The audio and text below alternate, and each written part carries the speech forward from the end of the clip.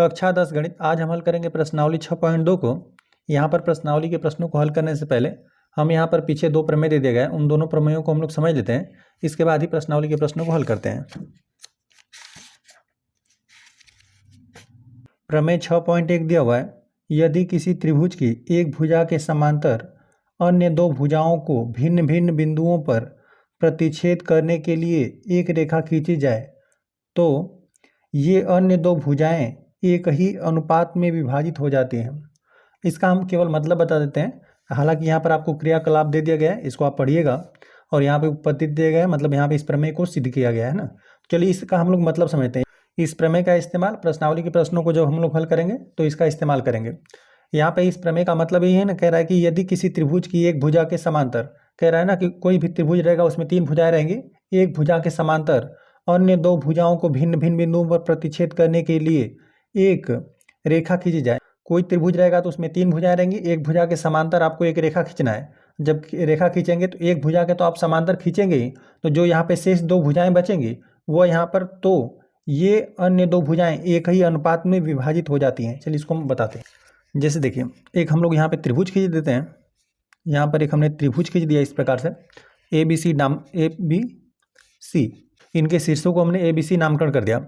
अब यहाँ पर ये जो प्रमेय बोला हुआ है ना कि कोई भी आप एक भुजा ले लीजिए, आप ये यहाँ पर BC भुजा को भी ले सकते हैं, यहाँ पर AC को भी और यहाँ पे AB को भी। तो हम कोई भी एक भुजा ले लेते हैं, मान लेते हैं यही इसी भुजा के समांतर हम लोग एक रेखा खींच देते हैं। इस प्रकार से हमने एक रेखा खींच दिया, तो यहाँ पर दो बिंदुओं पर ये प्रतिच्छेद करा है, यहाँ पर एक बिंदु पर यहाँ पर और एक बिंदु पर यहाँ पर। यहाँ पर चलिए और हम नामकरण कर देते हैं ABC, यहाँ पर हमने नामकरण कर दिया D और E हमने नामकरण कर दिया, ठीक है।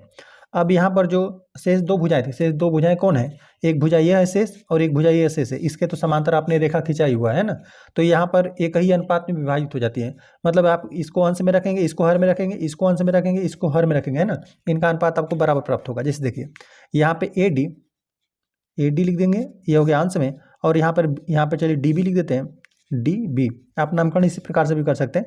यहाँ पे जो इतनी भुजा है इसको आप DB भी बोल सकते हैं या BD भी बोल सकते हैं, यहाँ पर इसको AD भी बोल सकते हैं, यहाँ पे DA भी बोल सकते हैं, है ना। यह अनुपात बराबर होगा। अब देखिए यहाँ पर पहले हम लोगों ने इस भुजा को लिखा हुआ है ना, फिर इसको, तो यहाँ पर भी पहले हम लोग इसको लिखेंगे, यहाँ पर AE और बटा ये हो जाएगा यहाँ पर EC, ठीक है।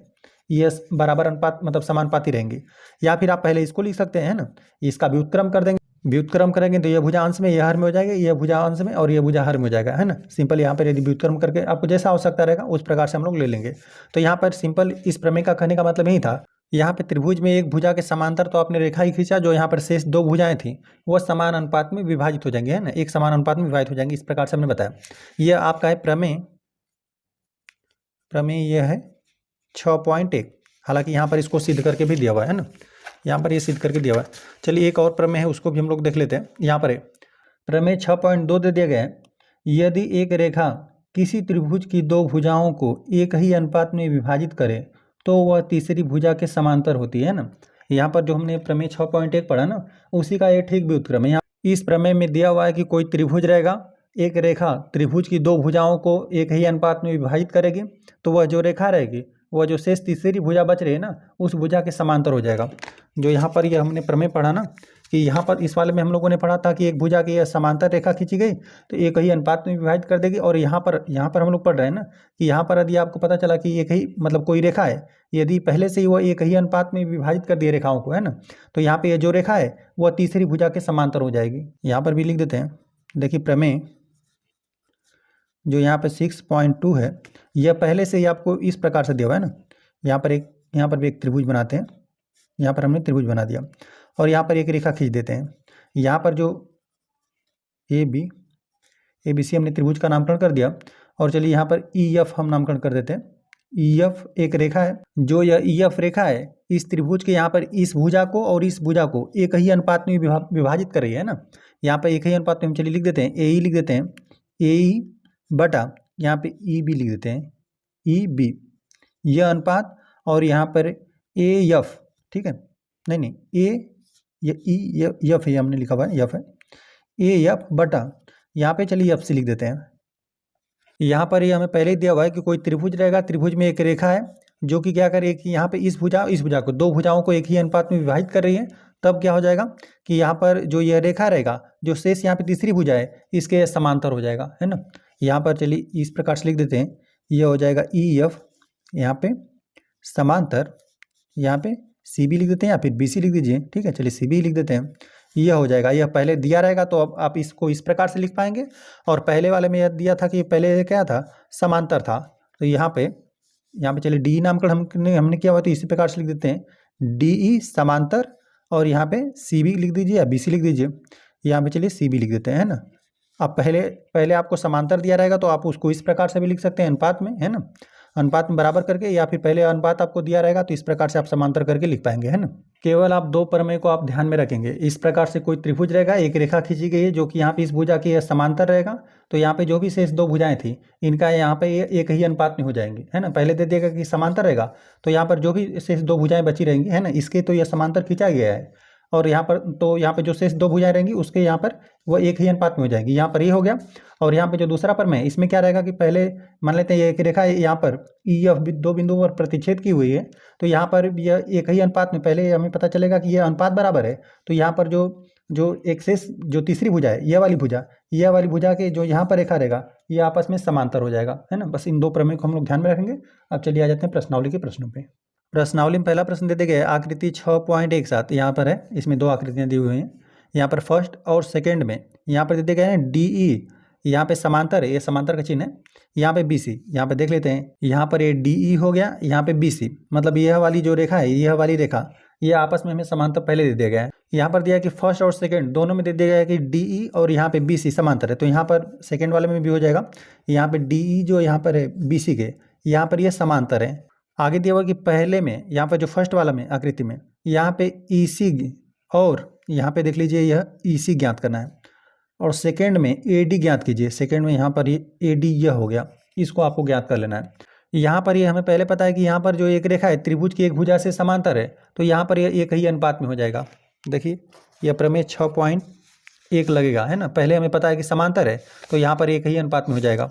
जो यहाँ पर इसको आपको अंश में रख देना है, इसको आपको हर में रख देना है, फिर आपको इसको अंश में रख देंगे, इसको हर में रख देंगे, या फिर आपको इसको ज्ञात करना है तो आप इसको अंश में रखेंगे, इसको इस भुजा को हर में रख दीजिए, आप इसको अंश में रख दीजिए और इसको हर में रख देंगे। यहाँ पर भी उसी प्रकार से करेंगे। चलिए यहाँ पर इसको हम लोग अंश में रख देंगे, इसको हर में, मतलब यह बटा यह और यह बटा यह आपस में बराबर होगा।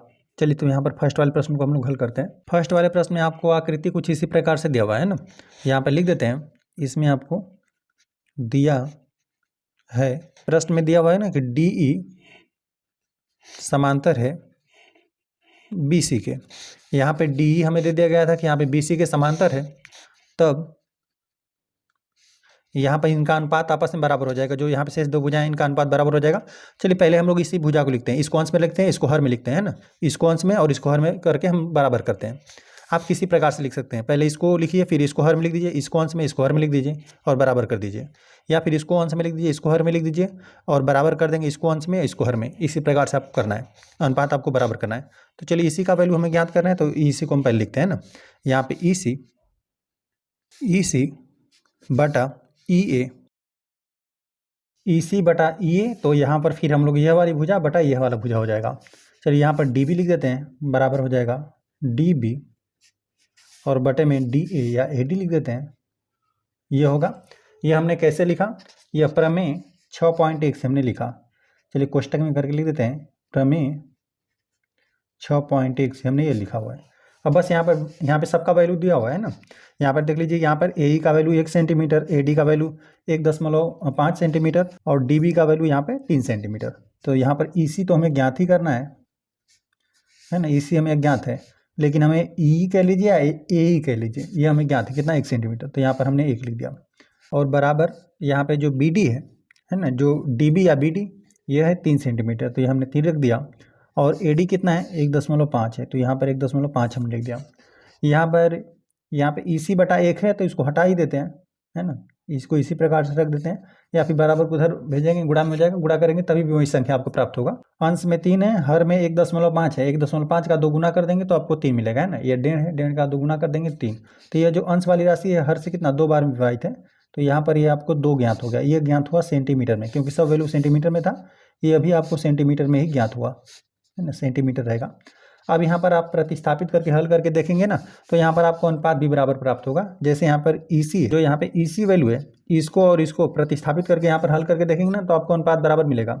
यहाँ पर EC का वैल्यू हमने ज्ञात किया 2, और ये क्या है 1 है, तो यहाँ 2/1 प्राप्त हुआ, तो वहाँ यहाँ पर भी आपको वही मिलेगा। यहाँ पे DB का वैल्यू कितना है 3 है, और इसका वैल्यू कितना है 1.5 है, तो यहाँ पर भी आंसर और को विभाजित कर देंगे तो 2/1 ही मिलेगा, यहाँ पर भी 2/1 ही मिलेगा। केवल हम लोग को यहाँ पर इसका वैल्यू ज्ञात करना था इसी का, तो इसका हमने वैल्यू यहाँ पर ज्ञात कर दिया, 2 सेंटीमीटर हमें ज्ञात हो रहा है। सेकेंड वाले प्रश्न में आकृति कुछ इसी प्रकार से दिया हुआ है। यहाँ पर हमें AD का वैल्यू ज्ञात कर देना है ना। तो यहाँ पे ये वाली भुजा आपस में समांतर है, ये प्रश्न में ही आपको दिया हुआ है, लिख देते हैं। दिया है, हमें दे दिया गया था प्रश्न में कि DE यहाँ पे समांतर है BC के। यहाँ पे DE समांतर है, आपको BC दे दिया गया है। एक रेखा है जो कि यहाँ पे त्रिभुज की एक भुजा BC के समांतर है, तो जहाँ पर भी शेष दोनों भुजाओं को ये प्रतिच्छेद करी है ये रेखा, यहाँ पे जिस बिंदु से, यहाँ पर इसको समान अनुपात में विभाजित कर देता है। तो यहाँ पे समान अनुपात लिख दीजिए। तो यहाँ पे AD का वैल्यू हमें ज्ञात करना है, तो AD बटा हम लोग लिख देते हैं DB, और AE बटा यहाँ पे EC लिख देते हैं। तब इसी प्रकार से लिखते हैं AD बटा में हो जाएगा, इसको लिखते हैं DB, और इसको इसी प्रकार से लिख देते हैं AE, और बटा में EC। चलिए बस इसका सबका वैल्यू रखिए, और यहाँ पर भी लिखना है तो लिख दीजिए। यह प्रमेय हम लोग 6.1 से कर रहे हैं। AD का वैल्यू कितना है, AD का तो मान हमें ज्ञात ही करना है। यहाँ पे DB या BD का इसका वैल्यू आपको दे देगा कितना, 7.2। यहाँ पे सब वैल्यू सेंटीमीटर में है। यहाँ पे AD का मान जो ज्ञात होगा वो भी आपको सेंटीमीटर में ही ज्ञात होगा। चलिए हो गया। यहाँ पे AE का वैल्यू आपको दे देगा 1.8, और यहाँ पर है 5.4। इसको हल करते हैं, AD बराबर हो जाएगा दशमलव बिंदु, यहाँ पर एक ही अंक बाद है तो अंश और हर में समान रूप से आप 10 से गुणा कर देंगे, तो यहाँ पर दशमलव बिंदु समाप्त हो जाएगा। यहाँ पे है ना 18×53 होता है, तो यहाँ पे 1/3 आपको प्राप्त होगा हल करने पर। अंश और हर को यहाँ पर 18 से हमने विभाजित कर दिया, तो यहाँ पे 1/3 आपको प्राप्त होगा। यहाँ पर जो हर में बराबर कितने 95 कर देंगे, ये गुणे में चला जाएगा, 7 यहाँ पर ये 2 हो गया। AD बराबर यहाँ पे 3 दूना 6 हो जाएगा, और फिर दशमलव बिंदु लगा देते हैं। यहाँ पे 1 और 2 12 हो गया, 3 चौका 12, यहाँ पे 2.4 सेंटीमीटर आपको मिल रहा है AD का वैल्यू। प्रश्न नंबर 2 दे दिया गया है, किसी त्रिभुज की भुजाओं PQ और PR पर क्रमशः बिंदु E और F स्थित हैं। निम्नलिखित में से प्रत्येक स्थिति के लिए बताइए क्या। यहाँ पे EF समांतर QR है। यहाँ पर हमें बता देना है कि EF और QR समांतर है। यहाँ पे समांतर होने के लिए यहाँ पर जहाँ पर भी ये 2 बिंदु हैं, एक ही अनुपात में भुजाओं को विभाजित कर देंगे तो ये समांतर होगा, अन्यथा नहीं होगा, है ना। प्रमेय यह 6.2 से हो रहा है, क्योंकि यहाँ पर पहले आप अनुपात को ज्ञात करें, जो भुजाओं का अनुपात है उसको ज्ञात करें। तो चलिए हम पहले इसके लिए त्रिभुज की रचना करते हैं। देखिए किस प्रकार से होगा। एक तो हम सिंपल पहले एक त्रिभुज बना लेते हैं। यहाँ पे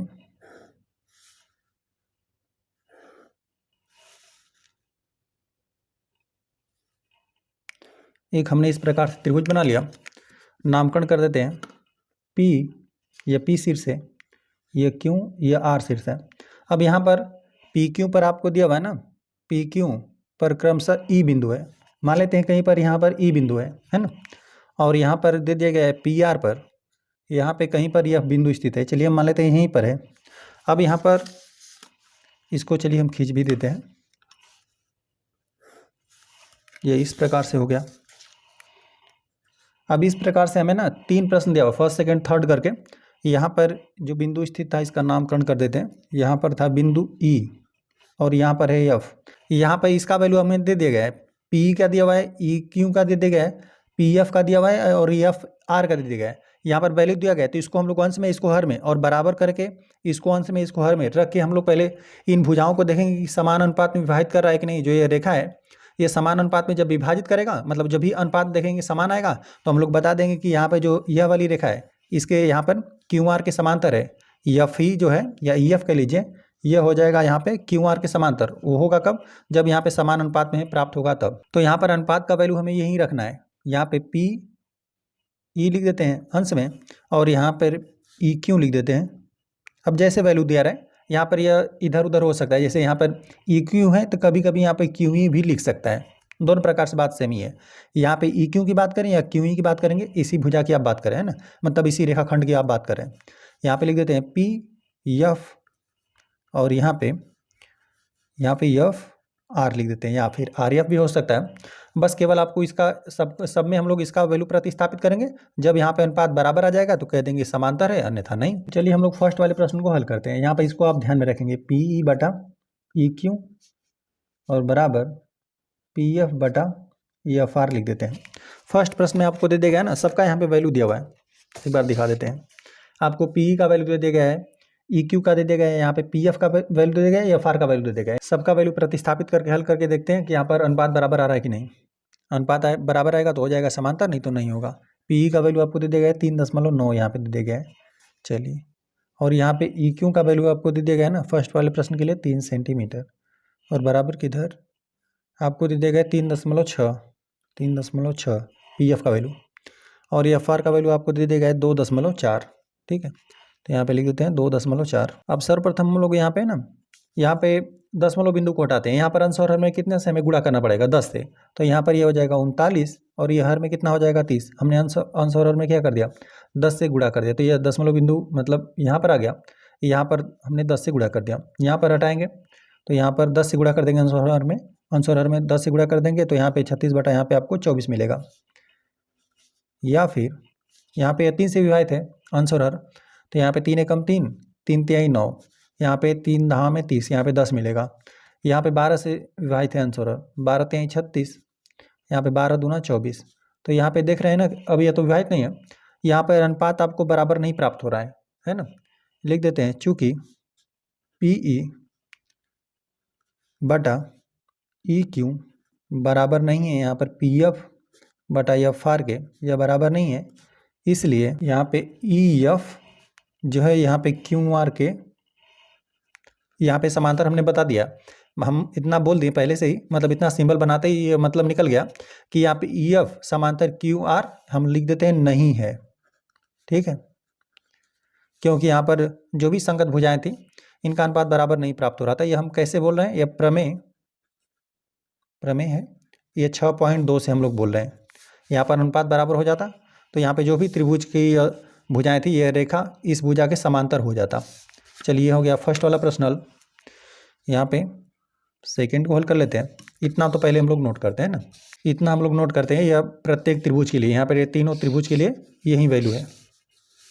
यहाँ पर पी ई बटा यहाँ पे ई क्यू बराबर यहाँ पे पी एफ बटा में यहाँ पे एफ आर। यहाँ पर आपको पी ई का वैल्यू दे दिया गया है 4 सेंटीमीटर, और यहाँ पे ई क्यू ई का वैल्यू आपको दिया हुआ है ना 4.5 सेंटीमीटर, इसको हम नोट कर दिया।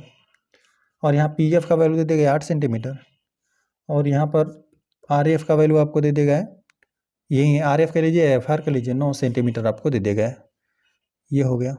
यहाँ पर हम लोग यदि अंश और हर में 10 से गुणा कर देना तो यहाँ पर ये 40 हो जाएगा, और नीचे क्या हो जाएगा 45। यहाँ पर तो ये 8/9 ही रहेगा। अंश और हर में राशि 5 से विभाजित है, 5 से भाग देते हैं। यहाँ पे 5 वाटे 40 हो जाएगा, और 5 9 45। ठीक है, 5 वाटे 40, 5 9 45। ठीक है, यहाँ पे देख रहे हैं कि अनुपात बराबर आ रहा है ना। यहाँ पे लिख देते हैं, चूँकि यहाँ पर पी ई बटा ई क्यू यहाँ पर ये बराबर है, ये अनुपात बराबर आया पी एफ बटा एफ आर, इसलिए यहाँ पर ये हो जाएगा ई एफ यहाँ पे समांतर हो जाएगा क्यू आर के। ऐसा हमने क्यों बोला, यहाँ पे लिख देते हैं, यह प्रमेय हम 6.2 से यह बात कह रहे हैं ना, यहाँ पे समांतर हो जाएगा। लिखना रहेगा तो आप लिख दीजिएगा कि हाँ यहाँ पे समांतर हो जाएगा। ठीक है, केवल हम हाँ लिख देते हैं। आ जाते हैं हम थर्ड वाले प्रश्न पे। थर्ड वाले प्रश्न में आपको दे दिया गया है पी क्यू का वैल्यू दे दिया गया है 1.28 सेंटीमीटर, और फिर आपको दे दिया गया है पी आर का वैल्यू दे दिया गया है यहाँ पे 2.56 सेंटीमीटर, और हमें केवल चाहिए इतना है ना, पी और बटा ई क्यू चाहिए। तो हम चलिए देखते हैं किस प्रकार से इसका वैल्यू ज्ञात करते हैं, है ना। पहले इसको ज्ञात करते हैं, फिर हम लोग इसको भी ज्ञात कर देंगे। तो यहाँ पर पी ई बटा यहाँ पे ई क्यू, देखिए हम किस प्रकार से ज्ञात करते हैं। पी ई का वैल्यू आपको दिया हुआ है प्रश्न में 0.18, इतना आपको सेंटीमीटर दिया हुआ है। एक बार दिखाते हैं आपको। यहाँ पर ना आपको पी क्यू का दिया हुआ है, यहाँ पर पी ई का वैल्यू दे दिया गया है। यहाँ पे पी क्यू पी आर का वैल्यू यह दे दिया गया है, और पी एफ का वैल्यू यह दे दिया गया है ना। तो पी का तो वैल्यू हमने लिख दिया, लेकिन यहाँ पर ई क्यू का वैल्यू हमें नहीं दिया हुआ है। यहाँ पर यह पूरी लंबाई दिया हुआ है, तो हम लोग क्या करते हैं, यहाँ पर ये पूरी लंबाई में से यदि हम लोग यह वाली लंबाई घटा दें तो यहाँ पर ई क्यू बचेगा, है ना, यही होगा। यदि हम लोग देखिए आपको पी क्यू का वैल्यू दिया है तो हम लोग पी क्यू के हिसाब से लिख देते हैं, यह पूरी लंबाई लेते हैं और इसमें से ये हम लोग घटा देते हैं। चाहे तो एक बार हम लोग लिख भी सकते थे, यहाँ पर एक बार लिखते हैं, देखिए किस प्रकार से होगा। यहाँ पर आपको दे दिया गया था पी क्यू का वैल्यू, तो पी क्यू हमने लिख दिया और यहाँ से पी ई हम घटा देते हैं, ठीक है। पी ई को हम लोग घटा देंगे, यहाँ पे ये वाली लंबाई में कितनी लंबाई घटा देंगे तो यही वाली लंबाई बचेगा, ई क्यू ही बचेगा। तो यहाँ पे इसका तो हमने वैल्यू नोट कर दिया, इसका भी नोट करते हैं। यहाँ बराबर यहाँ पे 0.18 हो गया और यहाँ पे पी क्यू का वैल्यू आपको पूरी लंबाई दिया हुआ है प्रश्न में 1.28 दे दिए गए सेंटीमीटर, और यहाँ से हम लोग रीड कर देते हैं। यहाँ पे पी ई का वैल्यू यही है, यहाँ पर है 0.18 आपको दिया था, इसको हमने माइनस कर दिया। इसको और हल करते हैं, पी ई बटा यहाँ पे ई क्यू को, यहाँ पर तो 0.18 ही रहेगा और यहाँ पर घटा देंगे ना, तो यहाँ पे 8 में से 8 घट जाएगा तो यहाँ पे 0 हो जाएगा, और यहाँ पे 2 में से 1 घट जाएगा तो आपको 1 ही प्राप्त होगा, और 1 में से 0 घटेगा तो आपको 1 ही प्राप्त होगा। चलिए दशमलव बिंदु को हटाते हैं पहले। यहाँ पे दशमलव बिंदु को यहाँ पर ला देते हैं, 100 से अंश और हर में गुणा कर देते हैं। 100 से अंश और हर में गुणा कर देंगे, दशमलव बिंदु यहाँ पर आ जाएगा, यह हो जाएगा 18। यहाँ पर यदि आप मतलब 100 से गुणा कर देंगे तो दशमलव बिंदु यहाँ पर आ जाएगा, यहाँ पर यह हो गया 110 हो गया। अंश और हर को हम लोग सिंपल 2 से भाग देते हैं ना, 2 9 18 हो जाएगा, और यहाँ पर 2 से भाग देंगे, 2 5 10, 2 5 10, ये 9/55 आपको प्राप्त हो रहा है। चलिए इसका वैल्यू ज्ञात कर लेते हैं। यहाँ पे पी एफ बटा एफ आर का तथा करके लिख देते हैं इसका वैल्यू। तो यहाँ पे पी एफ इसका वैल्यू आपको दिया हुआ है प्रश्न में, पी एफ का वैल्यू दिया गया है 0.36 आपको दिया हुआ है, और फिर यहाँ पर ना एफ आर का वैल्यू न देकर आपको यह पूरी लंबाई दे दिया गया, और इतना तो लंबाई हमने लिखा हुआ है ना कि 3.6 यह दे दिया गया है, और पूरी लंबाई पी आर का वैल्यू आपको दिया था प्रश्न में, कितना दिया हुआ है 2.56। तो यहाँ पर भी इस प्रकार से आपको माइनस कर देना है। यहाँ पर ये जो पूरी लंबाई है पी आर, इसमें से हम लोग को यहाँ पर पी एफ को घटा देना है, पी एफ को घटा देंगे तो ये एफ आर बचेगा। तो यहाँ पर लिखते हैं 0.36, और यहाँ पे पी आर का वैल्यू हमें दे दिया गया है 2.56 दिया हुआ है। यहाँ से माइनस कर देते हैं, यही पी एफ को माइनस करते हैं 0.36 को, तो यहाँ पर हो जाएगा 0.36, और हर में यहाँ पर 6 में से 6 घटकर 0 हो जाएगा। यहाँ पे 5 में से 3 घटा देंगे 2 बचेगा, फिर दशमलव बिंदु है, फिर 2 में से 0 घटाएंगे 2 ही बचेगा। चलिए इसको रोल करते हैं, पी एफ बटा एफ आर बराबर, यहाँ पर भी हम लोग 100 से गुणा करके यहाँ पे दशमलव बिंदु को हटा देते हैं। पहले 100 से गुणा करेंगे, दशमलव बिंदु यहाँ पर आ जाएगा, ये 36 हो गया, 36.0 आप लिख सकते हैं चाहे तो, लेकिन इसको इसी प्रकार से रहने देते हैं। यहाँ पर क्या हो जाएगा 220। अंश और हर वाली राशि 4 से विभाजित है, 4 9 36 हो जाएगा। यहाँ पे 4 5 20 हो गया, और फिर यहाँ पर 22 में से 20 घटाएंगे 2 बचेगा और 0 20, फिर यहाँ पे 4 5 20। तो यहाँ पर भी आपको अनुपात यहाँ पे पी बटा ई क्यू का अनुपात जो प्राप्त हो रहा है, वहीं पी एफ बटा यहाँ पे एफ आर का अनुपात आपको प्राप्त हो रहा है ना। लिखते हैं, यहाँ आपको बराबर ही अनुपात प्राप्त हो रहा है, यहाँ पे पी ई बटा ई क्यू बराबर पी एफ बटा एफ आर, यहाँ पे समान अनुपात आपको 9/55 प्राप्त हुआ, इसलिए या फिर अतः लिख देते हैं। अतः जो यहाँ पर त्रिभुज आपको दिया था ना, यह त्रिभुज क्या हो जाएगा, समांतर हो जाएगा। लिख देते हैं, अतः ई एफ ये हो जाएगा समांतर क्यू आर के। ये हमने कैसे लिखा, यहाँ पर यह प्रमेय लग रहा है, यहाँ पे प्रमेय 6.2 लागू हुआ। यहाँ पर ई एफ और क्यू आर ये समांतर प्राप्त हुआ, हम चाहें तो यहाँ पर हाँ भी लिख सकते हैं, ठीक है। प्रश्न नंबर 3 दे दिए गए, आकृति 6.18 में यदि एल एम समांतर है सी बी और एल एन समांतर है सी डी हो तो सिद्ध कीजिए कि ए एम बटा ए बी बराबर ए एन बटा ए डी। यहाँ पर इस आकृति की बात कर रहा है ना, 6.18 में आपको दे दिया गया है कि एल एम, यहाँ पे एल एम यह समांतर है सी बी के, इसके समांतर है, और यहाँ पे दे दिया गया है कि एल एन जो यहाँ पर ये वाली लंबाई है यह इसके यहाँ पे सी डी के समांतर। चलिए इसको हम लोग फिगर को भी नोट करते हैं। आकृति कुछ इसी प्रकार से दिया हुआ है, यहाँ पे सिद्ध का नाम है ए एम ये वाली लंबाई, और हर में होना चाहिए ए बी, ए एम बटा ए बी, और बराबर किधर है ए एन बटा ए डी है, यहाँ पर यह पूरी लंबाई। और हम लोग को दे दिया गया कि एल एम यहाँ पे एल एम यहाँ पे ये समांतर है सी बी के, और यहाँ पर यल एन, यहाँ पर यह हो गया यल और यन, यह समांतर है यहाँ पे सी डी के। इस प्रकार से देखा है, यह वाला इसके समांतर है, यह इसके समांतर है। देखिए यहाँ पर जब यह दोनों आपस में समांतर है, एक आपका त्रिभुज हो गया ना, तो यहाँ पर देखिए कि यह वाली भुजा आपस में समांतर है, तो यहाँ पर इसको अंश में रखेंगे, इसको हर में रखेंगे, इसको अंश में रखेंगे, इसको हर में रखेंगे। यहाँ पे एक भुजा समांतर हो गया है ना, इस भुजा के यह समांतर मिल रहा है, तो यहाँ पर जो शेष दो भुजाएं हैं वह समान अनुपात में विभाजित हो जाएगा। ठीक है, यहाँ पर यह प्रमेय होगा 6.1। ठीक है, यहाँ पर यह वाली भुजा इसके समांतर है, तो हम लोग ले लेते हैं त्रिभुज, यहाँ पे ए बी सी में लिखते हैं त्रिभुज ए बी सी में। यहाँ पर यह हमें पहले दे दिया गया है कि यल एम हमें दे दिया गया है कि यहाँ पर सी बी के समांतर है, तब हो जाएगा ए एम बटा एम बी लिख देते हैं, ए एम, ठीक है, बटा एम बी, ए एम बटा एम बी हो गया। यह बराबर अनुपात हो जाएगा इसके ए एल बटा एल सी के, ए एल बटा, यहाँ पर हमने एल सी लिख दिया। यह हम लोग किस प्रकार से लिख रहे हैं, यह वाली भुजा इसके समांतर है, यह हमने लिखा प्रमेय, यहाँ पे 6.1 का हम यहाँ पे इस्तेमाल कर रहे हैं। यहाँ पे त्रिभुज ए बी सी में इस भुजा के समांतर एक रेखा खींची गई है, तो यहाँ पर यह जो रेखा है यहाँ पे से इस दोनों भुजाओं को एक समान अनुपात में विभाजित कर देगा। ठीक है, तो यहाँ पर हमने इस प्रकार से लिख दिया। यहाँ पर यह हो गया समीकरण नंबर 1, और लिख देते हैं त्रिभुज इसी प्रकार, यहाँ पे त्रिभुज ए सी डी लिख दीजिए, या फिर ए डी सी, इस त्रिभुज की हम बात करें। यहाँ पर यह वाली भुजा मतलब त्रिभुज की यह भुजा इस यहाँ पे रेखाखंड के समांतर है, तब यहाँ पर भी यह बटा यह और यह बटा यह, इनका अनुपात आपस में बराबर हो जाएगा।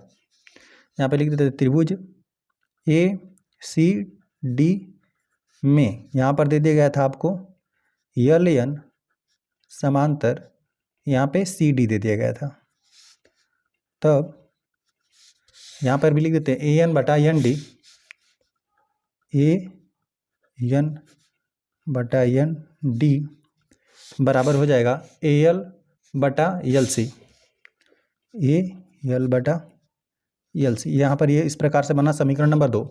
अब यहाँ पे देख रहे हैं ए एल बटा एल सी, यहाँ पे इस समीकरण में भी है और यहाँ पर इस समीकरण में है, यहाँ पर ये उभयनिष्ठ है ना, तो यहाँ पर यह अनुपात भी बराबर हो जाएगा, यह वाला भी अनुपात आपस में बराबर हो जाएगा। ठीक है, लिख देते हैं समीकरण 1 तथा समीकरण 1 तथा समीकरण 2 से, समीकरण 1 तथा समीकरण 2 से यहाँ पे लिख देते हैं ए एम बटा एम बी, यह बराबर है ए एल के, ए एल बटा एल सी के, और यहाँ पर देख लीजिए ए एल बटा एल सी किसके बराबर है, ए एन बटा यहाँ पे एन डी के, मतलब यह तीनों अनुपात आपस में बराबर हैं। तो हम लोग इसको हटा देते हैं, यहाँ पे ए एल बटा एल सी को हटा देते हैं, यहाँ पे यह भी अनुपात आपस में बराबर होगा, ये दोनों बराबर है। ठीक है, ये इसके बराबर है, ये इसके बराबर है, ये इसके बराबर है, या फिर इसको हम लोग ले लेते हैं ए एम बटा एम बी बराबर हो जाएगा ए एन बटा यहाँ पे एन डी। यहाँ पर हल करने पर ए एम बटा एम बी प्राप्त हो रहा है, ए एन बटा एन डी प्राप्त हो रहा है, लेकिन यहाँ पर जो हमें सिद्ध करना है ए एम बटा ए बी सिद्ध करना है, मतलब हमें अभी प्राप्त है एम बी, मतलब केवल इतनी लंबाई हमें ज्ञात है, लेकिन हमें कितना चाहिए ए बी, यहाँ पर पूरी लंबाई चाहिए। यहाँ पर भी ए से डी तक की पूरी लंबाई है हर में, लेकिन यहाँ पर अभी एन डी तक, मतलब इतना ही लंबाई हमें ज्ञात हुआ है। तो यहाँ पे यह दोनों मान आपस में बराबर है, हम दोनों पक्ष में क्या कर देते हैं, एक आपको जोड़ना पड़ेगा, यहाँ पर भी +1 कर दीजिए, यहाँ पर भी 1 कर दीजिए, मतलब यहाँ पे दोनों पक्ष आपस में बराबर। मान लीजिए ये भी 5 है, ये भी 5 है, दोनों में आप 1 जोड़ेंगे तभी भी उनके मान में कोई प्रभाव नहीं पड़ेगा। यहाँ पर दोनों पक्ष में हम लोगों ने 1 जोड़ दिया, तो यहाँ पर लसा आपका एम बी हो जाएगा, एम बी से एम बी विभाजित होकर यहाँ पर ए एम बचेगा। ठीक है, और प्लस यहाँ पे हर में 1 कर सकते हैं, 1 से यहाँ पर भाग देंगे तो यहाँ पे एम बी बार जाएगा, एम बी का 1 में गुणा करना पड़ेगा, ये एम बी हो गया, और बराबर को उधर इसी प्रकार से हो जाएगा ए एन प्लस यहाँ पे एन डी हो जाएगा, और हर में लस यहाँ पे एन डी ही रहेगा। अब देखिए जो A M plus M B है, A M plus M B, यह वाली लंबाई पूरी क्या हो जाएगी, ए बी हो जाएगी, ए एम और प्लस एम बी, यह पूरी लंबाई ए बी। यहाँ पर यह हो गया आपका ए बी बटा यहाँ पर हो गया एम बी। यहाँ पर हल करने पर हम देख रहे हैं कि ए बी आ गया अंश में, लेकिन ए बी अंश में नहीं, हमें चाहिए था ये हर में, तो यहाँ पर हम क्या कर देंगे ना, पहले व्युत्क्रम करेंगे फिर यहाँ पर एक जोड़ेंगे, तब यहाँ पर सही होगा, है ना। यहाँ पर इसको हटा देते हैं। देखिए हमने बताया कि यह वाला वैल्यू आपस में बराबर है। यहाँ पर हमने बताया कि ए एम बटा एम बी बराबर यहाँ पर ए एन और बटा यहाँ पे एन डी है। इतना तो हमने बताया। अब यहाँ पर व्युत्क्रम कर दीजिए, दोनों राशियों का अनुपात बराबर है, आप व्युत्क्रम भी कर सकते हैं, है ना, यहाँ पे। या फिर इसको आप एम बी बटा इसको आप ए एम लिख सकते हैं। यहाँ पर भी आप एन डी बटा ए एन लिख सकते हैं। अब यहाँ पे दोनों पक्षों में एक जोड़िए, ठीक है। दोनों पक्षों में हम लोग सिंपल एक जोड़ते हैं, तब यहाँ पे ए एम समान रूप से रहेगा और जो यहाँ पे अंश में रहेगा यही बदल कर ए बी हो जाएगा। हल करके दिखाते हैं आपको। तो यहाँ पर लसा हो गया ए एम और अंश में क्या हो जाएगा, इसका अंश में गुणा हो जाएगा, तो यहाँ पर हो जाएगा एम बी प्लस यहाँ पर ए एम हो जाएगा बराबर किधर, यहाँ पे हर में तो ए एन ही रहेगा, अंश में यहाँ पे एन डी और प्लस यहाँ पे ए एन हो जाएगा, है ना, यह अंश में चला जाएगा। तो यहाँ पे M B plus M B plus यहाँ पे ए एम, यह जुड़े कर ए बी हो जाएगा। एम बी और प्लस ए एम यह जुड़कर ए बी हो गया, तो यहाँ पर ये हो जाएगा ए बी और हर में ए एम रहेगा। उसी प्रकार से N D plus A N, यहाँ पे एन डी और प्लस ए एन, है ना, ये वाली लंबाई ए डी हो जाएगा। यहाँ पर ये हो गया ए डी और हर में क्या हो जाएगा ए एन। लेकिन बस आपको इसका व्युत्क्रम करके लिखना है, आपको इसको अंश में चाहिए, यहाँ पर ये भी अंश में चाहिए, तो यहाँ पर या फिर हम लोग इसको व्युत्क्रम कर देते हैं, है ना।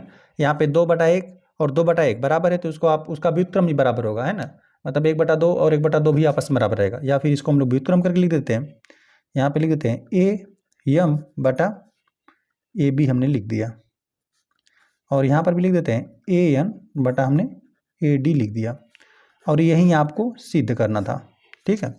यही आपको ए एम बटा ए बी, ए एन बटा ए डी सिद्ध करना था, यही हमने सिद्ध कर दिया। लिख देते हैं सिद्ध हुआ। प्रश्न नंबर 4 दे दी गई आकृति 6.19, इसी आकृति की बात कर रहे हैं, में डी ई समांतर है ए सी के। तो यहाँ पे देख लेते हैं, डी ई हो गया समांतर है ए सी के, चलिए हो गया। और यहाँ पे डी एफ, डी और एफ यह समांतर है इसके ए ई के। तो सिद्ध कीजिए, हमें सिद्ध करना है बी एफ बटा एफ ई बराबर यहाँ पे बी बटा ई सी है। चलिए यहाँ पर इसको हम लोग नोट करते हैं, इस आकृति को भी बनाते हैं। आकृति हम लोग को यहीं दे दिया गया है, हमें सिद्ध कर देना है बी एफ, यह वाली वैल्यू यह अंश में रहेगा, और एफ ई यह हर में रहेगा, बी ई यह वाली लंबाई अंश में, और यहाँ पे ई सी यह लंबाई हर में। आपको यहाँ पर दे दिया गया है समांतर, मतलब यहाँ पे देखिए 2 त्रिभुज बनेगा, यहाँ पे दे दिया गया है ना डी ई, तो यहाँ पर डी ई यह हुआ, ठीक है, डी ई यह वाली लंबाई, और ए सी जब यह समांतर है आपस में, तो यहाँ पर यह जो बड़ा सा त्रिभुज बन रहा है, तो यहाँ पे यह वाला जो यह लंबाई हो गया, यह लंबाई और यह लंबाई का अनुपात, यहाँ से यहाँ तक की जो लंबाई है और इसका अनुपात आपस में बराबर हो जाएगा। एक बार तो यह होगा, और दूसरी बार आपको इस प्रकार से लेना है डी एफ, देख लेते हैं डी एफ। जब इसको आप यहाँ पे ए ई के समांतर लेंगे ना, जब यह वाली भुजा इस वाली भुजा के जब समांतर होगा, तो एक यहाँ पे त्रिभुज बनेगा, यहाँ पे ए बी ई, एक यह त्रिभुज बन रहा है। अब यहाँ पे यह वाली भुजा इस रेखाखंड के समांतर है, तो यहाँ पर भी अनुपात आपको बराबर हो जाएंगे। यह वाला अनुपात यह अंश में यह हर में, और यहाँ पर यह अंश में और यहाँ पर यह हर में रहेगा, अनुपात बराबर हो जाएगा, तब आपको यह वाला वैल्यू आपको प्राप्त हो जाएगा, ठीक है। चलिए हम यहाँ पे ज्ञात करके आपको दिखाते हैं। लिखते हैं यहाँ पे त्रिभुज, यहाँ पे बड़े वाले त्रिभुज की बात करें इसमें, यहाँ पे ए बी सी में हमें दे दिया गया है बड़े वाले त्रिभुज के लिए, यहाँ पर दे दिया गया था कि डी ई, ठीक है, दिया था कि डी ई समांतर है यहाँ पे ए सी के। तब जब यहाँ पे डी ई ए सी के समांतर है, तो इसको हम लोग अंश में रख देते हैं, इसको हर में रख देते हैं। लिखते हैं बी डी बटा ए डी बराबर, यह अंश में यह हर में हो गया, यहाँ पर यह अंश में और यह हर में होगा। यहाँ पे लिख देते हैं बी ई और बटा ई सी हमने लिख दिया, बी बटा यहाँ पे ई सी हमने लिख दिया। ये हो गया हम लोग का समीकरण नंबर 1। अब यहाँ पे लिख देते हैं त्रिभुज, इस छोटे वाले त्रिभुज को ले लेते हैं, क्योंकि यहाँ पर अब इसको समांतर बोला था, डी एफ और ए ई को समांतर बोला है ना। तो यहाँ पे ए बी ई, इस त्रिभुज में, त्रिभुज ए बी ई में हमें दिया हुआ है ना डी एफ, यहाँ पे समांतर ए ई के हमें दे दिया गया है, तब यहाँ पर हो जाएगा ये इस भुजा का अनुपात और इस भुजा का अनुपात यह बराबर हो जाएगा। इस भुजा को अंश में रखेंगे, इसको हर में रखेंगे, लिखते हैं बी डी बटा ए डी, और यहाँ पर हो जाएगा बी ई बटा एफ ई, बी एफ बटा एफ ई। ये हम लोग कह कैसे रहे हैं, एक भुजा एक रेखाखंड के समांतर हो गया, तो जो यहाँ पे शेष भुजाएं रहेंगी और जो रेखाखंड यहाँ पे दोनों रेखाखंडों को विभाजित करेगा वह एक समान अनुपात में विभाजित करेगा। यहाँ पर प्रमेय 6.1 लागू हो रहा है क्योंकि पहले समांतर दे दिए गए, तो यहाँ पे यह प्रमेय हमने 6.1 बताया था, यहाँ पर भी लिख देते हैं यह प्रमेय 6.1 से हो रहा है। अब यहाँ पे समीकरण 1 तथा 2 से हम लोग तुलना कर लेते हैं। देखिए यहाँ पर बी डी बटा ए डी यह बराबर है बी ई बटा ई सी के, और यही वाला वैल्यू जो यही अनुपात है बी डी बटा ए टी, बी डी बटा ए डी यह अनुपात बराबर है बी एफ बटा एफ ई के, है ना। तो यहाँ पे यह वैल्यू इसके बराबर है और यही वैल्यू इसके बराबर है, तो यहाँ पर यह वाला वैल्यू क्या हो जाएगा, आपस में बराबर हो जाएगा। ठीक है, आप चाहें तो यहाँ पे तीनों मानों को एक अनुपात में लिख कर फिर इसको लिख देंगे। लिख देते हैं समीकरण 1 तथा समीकरण 2 से। ठीक है, मान लेते हैं यहाँ पर ये इसका वैल्यू 1/2 है, तो यह भी 1/2 है ना। अब यहाँ पर यही सेम वैल्यू है 1/2 ये भी है, तो ये भी क्या होगा 1/2 ही रहेगा, मतलब यह भी वैल्यू क्या है आपस में बराबर है। तो हम लिख देते हैं, पहले देखिए इसको पहले लिखा हुआ है तो हम लोग पहले इसी को लिख देते हैं क्योंकि सीधा हमें इसी को पहले करना था, तो यहाँ पे लिख देते हैं, है ना, सब आपस में बराबर रहेगा। पहले इसको लिख देते हैं, यहाँ पे बी एफ बटा एफ ई यह बराबर हो जाएगा इसी के बी ई बटा यहाँ पे ई सी, लिख देते हैं यहाँ पे, यही हमें सिद्ध करना था,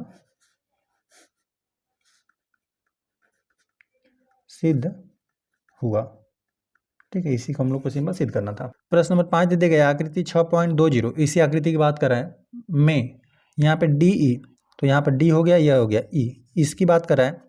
यहाँ पे डी ई समांतर आपको ओ क्यों दे दिया गया है, मतलब यह वाली भुजा इस भुजा के यहाँ पे समांतर दे दिया गया, और यहाँ पर दे दिया गया है डी एफ, डी एफ यह समांतर है ओ आर के, यहाँ पे ओ आर के यहाँ पे समांतर दे दिया गया। तो दर्शाइए कि यहाँ पर ई एफ, देख लेते हैं ई एफ यह वाला यह लंबाई की बात कर रहे हैं, और यह समांतर है यहाँ पे क्यू आर के, इसको हमें समांतर दिखाना है। देखिए यहाँ पर होगा क्या, किस प्रकार से होगा, यहाँ पर जब देखिए इसके समांतर की बात कर रहा है ना, यह वाला रेखाखंड यहाँ पे यह त्रिभुज हो जाएगा पी ओ क्यू, यह एक त्रिभुज बनेगा। यहाँ पर त्रिभुज की एक भुजा यह है जो कि यहाँ पे इस रेखाखंड के साथ समांतर है, तो यहाँ पर जो शेष दो भुजाएं उनको एक ही मतलब समानुपात में विभाजित कर देगा। यहाँ पे इसको अंश में रखेंगे, इसको हर में, इसको अंश में रख देंगे, यहाँ पे यह वाली लंबाई अंश में और यह वाली लंबाई हर में, तो यहाँ पर अनुपात बराबर हो जाएगा। और उसी प्रकार से एक बार इसको लेंगे तो यहाँ पे यह त्रिभुज बनेगा पी ओ आर, यह त्रिभुज रहेगा, तो यहाँ पे यह दे दिया गया समांतर है इसके, ठीक है, डी एफ समांतर यहाँ पे ओ आर के, तो यहाँ पे इस त्रिभुज में क्या हो जाएगा, यह अनुपात यह अंश में रहेगा, यह हर में, और यह अनुपात यह अंश में, यह हर में, तो यह अनुपात आपस में बराबर हो जाएगा, यह उभयनिष्ठ है इसमें, है ना। तो यहाँ पर यह वाली लंबाई यह अंश में, यह हर में, यह अनुपात, और यह वाली लंबाई अंश में, यह हर में, यह अनुपात आपस में बराबर हो जाएगा। तब जब यहाँ पे यह अनुपात आपस में बराबर हो जाएगा तो हम लोग बोल देंगे कि यहाँ पर जो बड़ा सा त्रिभुज बन रहा है ना, जो यहाँ पर ये रेखाखंड है और इस भुजा के साथ ये भुजा जो त्रिभुज बड़ा वाला त्रिभुज है ना, इसके एक भुजा के साथ ये क्या हो जाएगा, आपस में समांतर हो जाएगा। क्यों, क्योंकि यहाँ पर यह जो शेष दो भुजाएं हैं यह एक ही अनुपात में है ना, तब यहाँ पर यह हो जाएगा समांतर। इसको इसी प्रकार सिद्ध करेंगे। तो चलिए इसको हम लोग सिद्ध करना स्टार्ट करते हैं। लिख देते हैं त्रिभुज, यहाँ पर डी ई, तो यहाँ पे डी ई इस रेखाखंड की फिलहाल में चर्चा कर रहा है। देखिए यहाँ पे डी ई ये दे देगा इसके समांतर है ना, ओ क्यू के, तो हम लोग इस त्रिभुज में चर्चा कर लेते हैं पी ओ क्यू में। लिख देते हैं त्रिभुज पी ओ क्यू में, यहाँ पे आपको पहले दे दिया गया है कि डी ई समांतर है ओ क्यू के, तब क्या हो जाएगा, यहाँ पे लिख देते हैं पी ई, इसको अंश में पी बटा यहाँ पे ई क्यू, और इसको लिखेंगे, और यहाँ पे पी डी बटा डी ओ, यहाँ पे लिख देंगे, तब पी ई बटा ई क्यू यह बराबर हो जाएगा पी डी बटा यहाँ पे डी ओ ये अनुपात आपस में बराबर होगा। ये इस प्रकार से बना आपका समीकरण नंबर 1। ये हमने किस प्रकार से कहा, यहाँ पे पहले समांतर दे दिया गया, फिर आपने अनुपात ज्ञात किया हुआ है, तो ये आपको प्रमेय यहाँ पे 6.1 से हमने बोला, ये हो गया। अब लिख देते हैं सेकंड में, तथा त्रिभुज। अब यहाँ पर दूसरे त्रिभुज की हम लोग चर्चा कर लेते हैं। यहाँ पर दे दिया गया था ना डी एफ, अब यह वाली भुजा आपको यहाँ पे ओ आर के समांतर दे दिया गया है ना, तो यहाँ पर इस त्रिभुज की हम लोग चर्चा करेंगे। यहाँ पे पी ओ आर त्रिभुज की यह वाली भुजा, जो यहाँ पे रेखाखंड बोल लीजिए, यहाँ पे इस त्रिभुज के लिए तो ये रेखाखंड की तरह काम करेगा। ये रेखाखंड है, त्रिभुज की एक भुजा है, यह समांतर है, तब यहाँ पे यह भुजा जो यहाँ पे समान अनुपात में विभाजित कर देगा, यह अंश में रखेंगे, इसको हर में, इसको अंश में, इसको हर में रख के बराबर कर देंगे। यहाँ पे लिख देते हैं पी ओ आर में यहाँ पे डी एफ समांतर है ओ आर के, तब क्या हो जाएगा, यहाँ पे हमने बताया आपको, यहाँ पर पी डी बटा डी ओ यह बराबर होगा पी एफ बटा एफ आर के। यहाँ पर इस प्रकार से बना समीकरण नंबर 2। यह भी हमने बताया प्रमेय 6.1 से। अब यहाँ पे समीकरण 1 और 2 को देखिए, यहाँ पे पी बटा जो ई क्यू है, यहाँ पर पी डी बटा डी ओ के बराबर है, और यहाँ पे पी डी बटा डी ओ यह किसके बराबर है, पी एफ बटा एफ आर के बराबर है। यहाँ पर यह अनुपात इस अनुपात के बराबर है, और यही अनुपात इस अनुपात के बराबर है, तो यहाँ पर यह आपस में भी बराबर हो जाएंगे। हम लिख देते हैं समीकरण यहाँ पे 1 तथा समीकरण यहाँ पे 2 से लिख सकते हैं। तुलना करने पर इस प्रकार से भी लिख सकते हैं। यहाँ पे समीकरण 1 तथा 2 से क्या हो जाएगा, ये यहाँ पे पी डी बटा डी ओ, यहाँ पर यह भी अनुपात आपस में बराबर है, लिख देते हैं पी ई बटा ई क्यू, यह बराबर हो जाएगा पी एफ बटा एफ आर।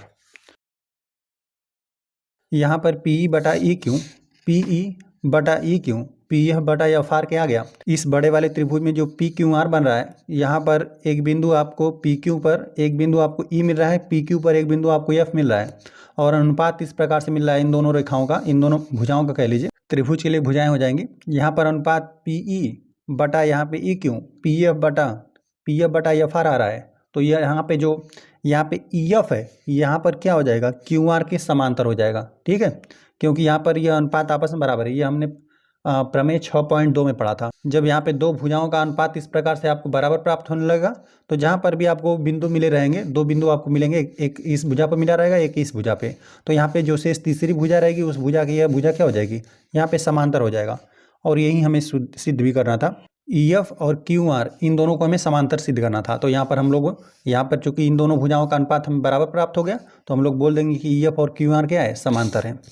लिख देते हैं, चूंकि त्रिभुज, अब बड़े वाले त्रिभुज की हम चर्चा कर रहे हैं, पी क्यू आर में यहाँ पर यह हमें प्राप्त हो गया पी ई बटा ई क्यू बराबर पी एफ बटा एफ आर। तब यहाँ पे जो ई एफ है, यह ई एफ क्या हो जाएगा, यहाँ पे क्यू आर के समांतर हो जाएगा। यहाँ पे लिख देते हैं ई एफ, ये हो गया समांतर यहाँ पे क्यू आर के। ये हमने कैसे लिखा, यहाँ पे लिख देते हैं प्रमेय, यह हुआ 6.2 से, और यही हम लोग को सिद्ध करना था। यहाँ पे लिख देते हैं सिद्ध हुआ। प्रश्न नंबर 6 दे दिया गया, आकृति 6.21 में क्रमशः ओ पी, ओ क्यू और ओ आर पर स्थित बिंदु ए बी और सी इस प्रकार हैं कि ए बी समांतर है पी क्यू के और ए सी समांतर है पी आर है। इस प्रकार से दिया हुआ है कि ए सी समांतर है पी आर है। दर्शाइए कि बी सी समांतर क्यू आर है। एक बार समझते हैं इसको, प्रश्न क्या कह रहा है कि ओ पी, ओ क्यू और ओ आर, यहाँ पे देख लेते हैं ओ पी है कहाँ पे, ओ पी यह हो गया, ओ क्यू यह हो गया, ओ आर यह हो गया, पर स्थित बिंदु यहाँ पे जो ओ पी है, ओ पी पर यहाँ पर बिंदु स्थित कौन है, ए है, ओ क्यू पर कौन स्थित बिंदु है, बी है, ओ आर पर कौन सा बिंदु स्थित है, यहाँ पे सी है। इस प्रकार है कि, अब यहाँ पे दे दिया है, यहाँ पर स्थित है, इस प्रकार से बोल दिया कि ए बी समांतर है पी क्यू के। देखते हैं ए बी है कहाँ पे, यहाँ पे ए बी हो गया यह, ठीक है। और यहाँ पर यह दे दिया कि समांतर है पी क्यू के। यहाँ पर ये इसको समांतर बोल, ए बी समांतर बोल दिया यहाँ पे पी क्यू के, ठीक है। अब ए सी समांतर बोल दिया पी आर के। ए सी देखते हैं कहाँ पर है, ए सी यह हो गया, यह समांतर है यहाँ पे पी आर के, इसके समांतर बोल दिया। तो दर्शाइए कि बी सी है कहाँ, यहाँ पर, इसको हमें दर्शाना है क्यू आर के समांतर। देखिए यह सिद्ध किस प्रकार से होगा, सिंपल है। यहाँ पर ये हम लोग इस त्रिभुज में चर्चा करेंगे। जैसे यहाँ पर दे दिया गया है ना कि ए बी और पी क्यू समांतर है, तो हम लोग यहाँ पे पी ओ क्यू इस त्रिभुज में हमें यहाँ पे प्रमेय 6.1 लागू कर देंगे। यहाँ पे यह भुजाएं आपस में समांतर हैं, यहाँ पर यह त्रिभुज हो जाएगा, पी ओ क्यू एक त्रिभुज है, उसमें एक यह भुजा हो गया। अब एक भुजा के यहाँ पे समांतर बिंदु आपको ए भी प्राप्त हो रहा है, तब यहाँ पर ओ ए, ठीक है, यह वाली भुजा अंश में रहेगी, यह हर में, ठीक है। इनका अनुपात और यह अंश में रहेगा, यह हर में, इसका अनुपात आपको बराबर प्राप्त होगा, ठीक है, प्रमेय 6.1 से। अब यहाँ पर आपको दे दिया कि ए सी और पी आर भी समांतर है, तो यहाँ पर भी यह अनुपात जो यहाँ पर ओ ए है और यहाँ पे ए पी है और यहाँ पे ओ सी और यहाँ पे सी आर, इनका अनुपात बराबर हो जाएगा। अब जब बराबर होगा तो यहाँ पर यह इनका भी अनुपात आपको बराबर आपको प्राप्त होगा। त्रिभुज यहाँ पे ओ क्यू आर में फिर चर्चा कर लेंगे हम लोग, है ना। यहाँ पर यह अनुपात, यहाँ पे ओ बी और यहाँ पे बी क्यू, यह अनुपात और ओ सी और बटा ओ आर, यह अनुपात आपको बराबर प्राप्त हो जाएगा।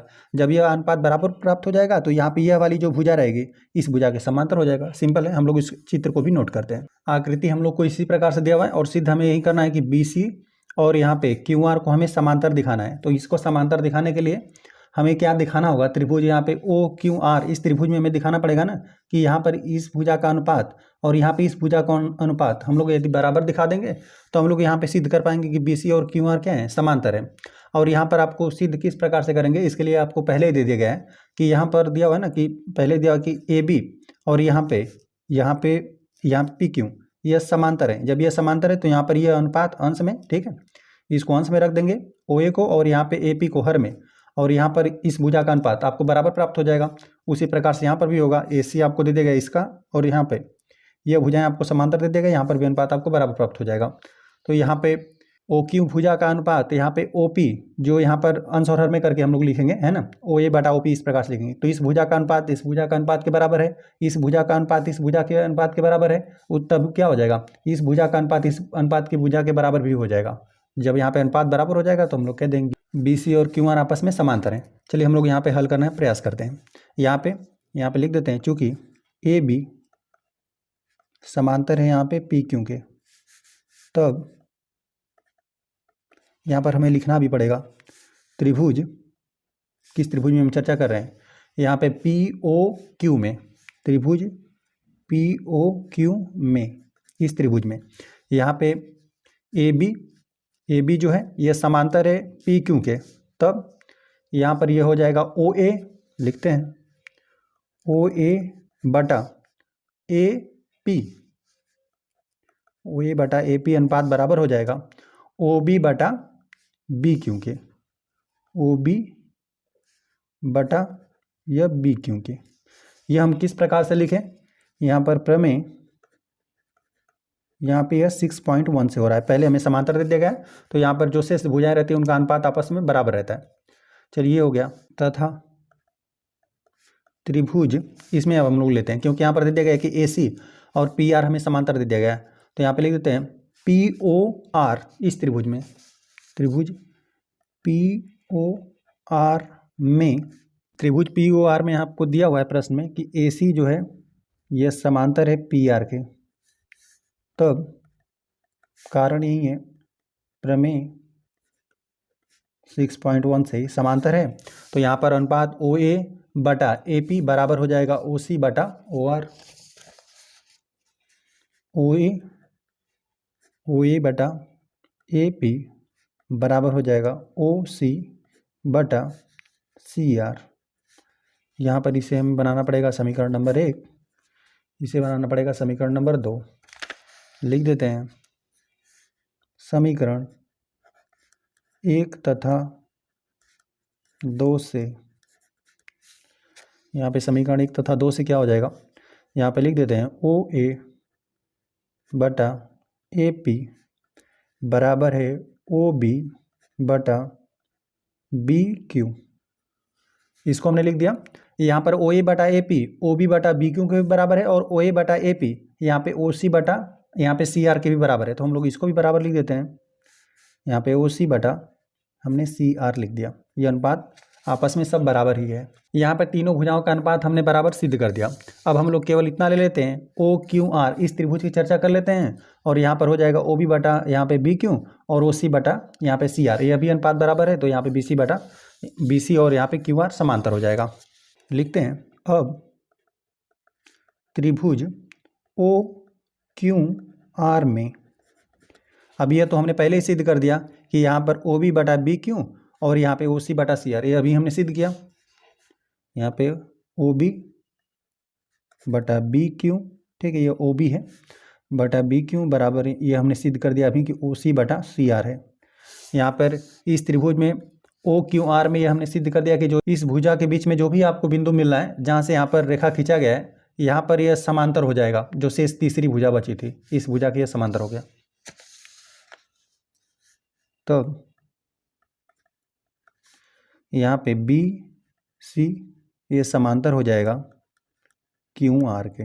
ये हमने कैसे बोला, ये प्रमेय हम 6.1 से ही बोल रहे हैं, ठीक है। और यही हम लोग को सिद्ध करना था, बी सी और क्यू आर को हमें समांतर दिखाना था। हम लिख देते हैं यहाँ पे सिद्ध हुआ।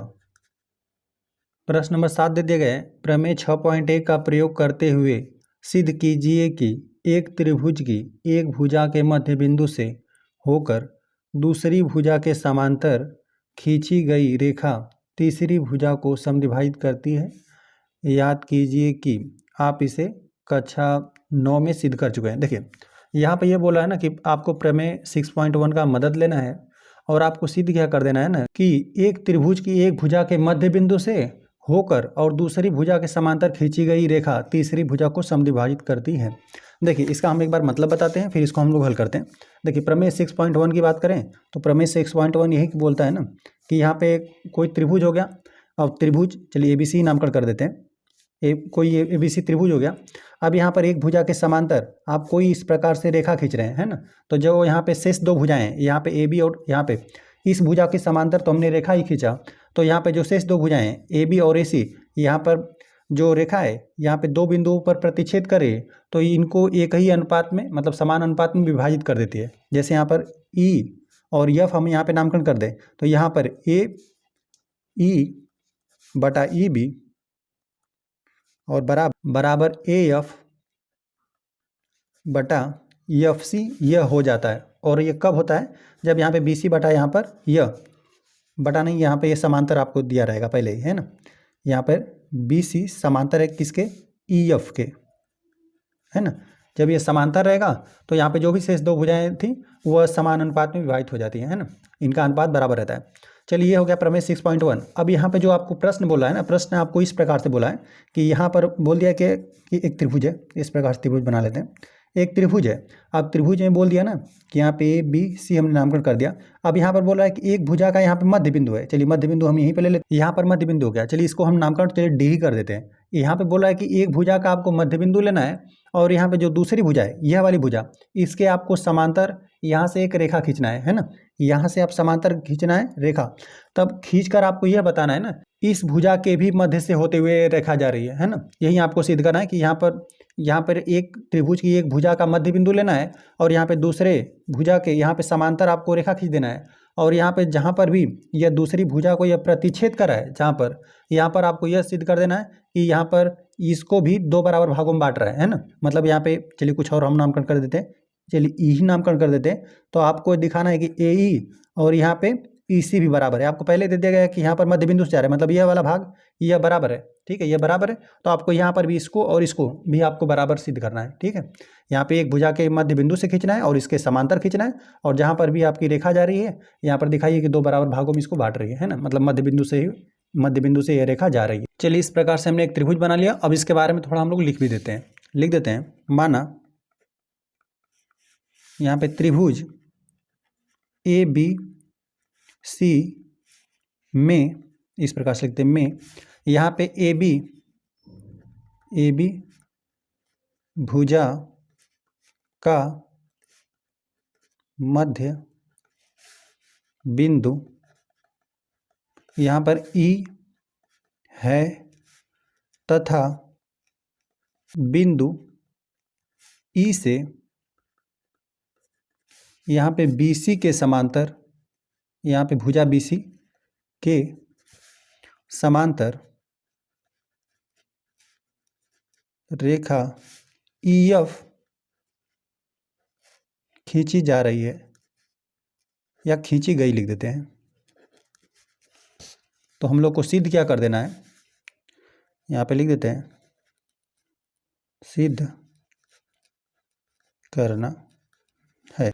हमें सिद्ध यही करना है। त्रिभुज ABC हो गया, यहाँ पे AB भुजा का मध्य बिंदु E हो गया, यहाँ से हम लोग एक रेखा खींच रहे हैं जो कि क्या है, BC के यह समांतर है। तो हमें यह सिद्ध करना है कि यहाँ पे AC का मध्य बिंदु F है, या फिर हम लोग इसको और किस प्रकार से लिख सकते हैं, यहाँ पर AF बटा FC इनका हम अनुपात 1 लिख दें। कैसे?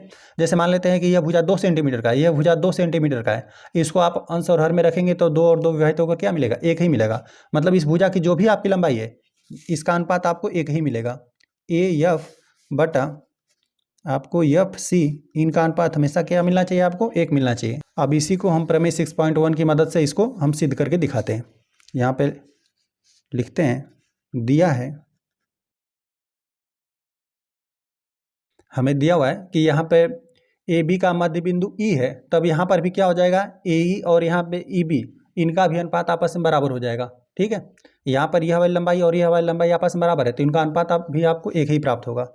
दिया है, लिख देते हैं AF, बाकी सब हमने यहाँ पे लिख दिया हुआ है ना कि यहाँ पर AB का मध्य बिंदु E है, तो यहाँ पर हो जाएगा AE बटा EB इनका अनुपात आपको 1 मिलेगा, क्योंकि यहाँ पर यह जो लंबाई है वही लंबाई यह है, अंश और हर में रखेंगे तो विभाजित होकर आपको 1 ही प्राप्त होगा, इनका अनुपात 1 ही मिलेगा। यहाँ पे इनका अनुपात आपको 1 दे दिया गया है, तथा यह भी आपको प्रश्न में दिया हुआ है ना कि यहाँ पे यह BC के समांतर है, जो यहाँ पे EF है यह समांतर है किसके, यह BC के। तब देखिए त्रिभुज ABC में क्या हो जाएगा, यहाँ पर आपको पहले ही पता है कि EF जो समांतर है BC के, जब यहाँ पे यह वाली भुजा इस भुजा के समांतर है तो यहाँ पे जो शेष 2 भुजाएं ये समान अनुपात में विभाजित हो जाती हैं, है ना। ये हमें प्रमेय 6.1 से पता है और इसका हमें इस्तेमाल भी करना था। तो जब यहाँ पे ये दोनों भुजाएं आपस में समांतर हैं, तो जो यहाँ पर जो भी भुजा यहाँ पे समांतर आपको प्राप्त हो रही है, यहाँ पर जो शेष 2 भुजाएं रहती हैं उनको समान अनुपात में विभाजित कर देता है। तो यहाँ पे AE बटा EB बराबर हो जाएगा AF बटा FC। यहाँ पे लिख देते हैं प्रमेय 6.1 से, यहाँ पर हो जाएगा AE बटा EB ये बराबर हो जाएगा AF बटा FC। यह प्रमेय 6.1 से हमने लिख दिया, क्योंकि यह पहले ही हमें दे दिया गया था कि यहाँ पर BC की यह समांतर ही है भुजा। तो चलिए हम इसे समीकरण नंबर 1 मान लेते हैं, है ना, क्योंकि इसका हमें इस्तेमाल करना था। और यहाँ पे इसे समीकरण नंबर 2 मान लेते हैं, लिख देते हैं समीकरण 1 तथा 2 से यहाँ पर इन सब का अनुपात आपस में बराबर हो जाएगा, यहाँ पर 1 ही आपको प्राप्त होगा। मतलब यहाँ पे AE बटा EB, ठीक है, ये अनुपात आपको पहले दे दिया गया कि 1 है, तो यहाँ पे AF बटा FC का भी अनुपात क्या प्राप्त हो जाएगा, आपको 1 ही प्राप्त हो जाएगा। समीकरण 1 तथा 2 से यहाँ पे लिख देते हैं AE बटा EB AF बटा FC, यहाँ पर भी अनुपात क्या हो जाएगा, 1 ही मिल जाएगा। अतः यहीं से क्या हो जाएगा, AF बटा FC का अनुपात आपको 1 प्राप्त हो जाएगा। ठीक है, यही हमें सिद्ध भी करना था। यहाँ पर हो जाएगा AF बटा FC बराबर 1। इसका एक क्या मतलब है, इसका मतलब ये है ना कि यहाँ पर यह भुजा जो AF भुजा है वही यहाँ पर FC भुजा, इन दोनों भुजाओं की लंबाई आपस में बराबर है, तभी इनका अनुपात क्या हो गया, आपको 1 प्राप्त हो रहा है। यहाँ पर हम लिख देते हैं सिद्ध हुआ। यहाँ पर हमने समझाने के लिए त्रिभुज माना और ABC इस प्रकार से हमने नामकरण किया है ना, नहीं तो उस प्रकार से हम लोग नहीं बता पाएंगे जब तक हम लोग नामकरण नहीं करेंगे। और यहाँ पर नामकरण हमने कर दिया कि एक त्रिभुज हो गया। ठीक है, प्रश्न यही कह रहा था कि एक त्रिभुज हो गया, इस त्रिभुज में कोई भी भुजा ले लीजिए, उसका एक मध्य बिंदु ले लीजिए। तो हमने यहाँ पर AB का ही मध्य बिंदु E ले लिया। अब यह बोला था ना कि यहाँ से आपको एक रेखा खींचना है और इस प्रकार से खींचना है कि यहाँ पे एक भुजा के आपको समांतर खींचना है, तो यहाँ पे इस भुजा के हमने समांतर ये वाली रेखा खींच दिया। ठीक है, यहाँ पे BC भुजा के समांतर ये रेखा खींचा। अब आपको प्रश्न में बोल रहा था ना कि यहाँ पर आप जो यहाँ पर जो ये रेखा जा रही है, जो यहाँ पे जो शेष दूसरी भुजा है यहाँ पे इसके ये मध्य बिंदु से जा रही है, ये अभी हमें दर्शाइए। हमें पहले से ही पता है कि कोई त्रिभुज रहेगा और त्रिभुज में किसी भी भुजा के समांतर कोई यदि आप रेखा खींचेंगे तो यहाँ पर वो जो भी शेष दो भुजाएं रहेंगी उनको समान अनुपात में विभाजित करेगा। जब यहाँ पर पहले ही आपको दे दिया गया है कि यहाँ पर ए बी का मध्य बिंदु ई है, तब यहाँ पर भी हो जाएगा सिंपल उसी से, है ना, प्रमेय 6.1 से। यहाँ पर इनका भी अनुपात आपको बराबर ही प्राप्त होगा। यहाँ पर भी जो भुजा है उसको यहाँ पे बराबर भागों में बांटेगा, क्योंकि यहाँ पर पहले भी बराबर भागों में ये बांट रहा था। यहाँ पे चूंकि बी सी और ई एफ ये समांतर थे, तो यहाँ पे जो भी दो शेष भुजाएं हैं उनको समान अनुपात में विभाजित करेंगी। तो यहाँ पर भी अनुपात आपको एक ही दे दिया गया था, है ना, ए ई, और यहाँ पे ई बी बराबर आपको एक प्रश्न में पहले ही दे दिया गया कि एक है, मतलब यहाँ पे ये वाली भुजा, ये वाली लंबाई, ये लंबाई आपस में बराबर है। उसी प्रकार से यहाँ पे प्रमेय 6.1 को हमने लागू करके इसको भी बराबर दिखा दिया कि ए एफ और यहाँ पे एफ सी भी क्या है, आपस में बराबर है। ठीक है, और जिस प्रकार से हमने सिद्ध किया यहाँ पर हमने सिद्ध करके दिखाया। और चलिए एक बार हम लिख देते हैं कि हमने क्या सिद्ध किया। यहाँ पे एक त्रिभुज की एक भुजा के मध्य बिंदु रहेगा से होकर दूसरी भुजा के समांतर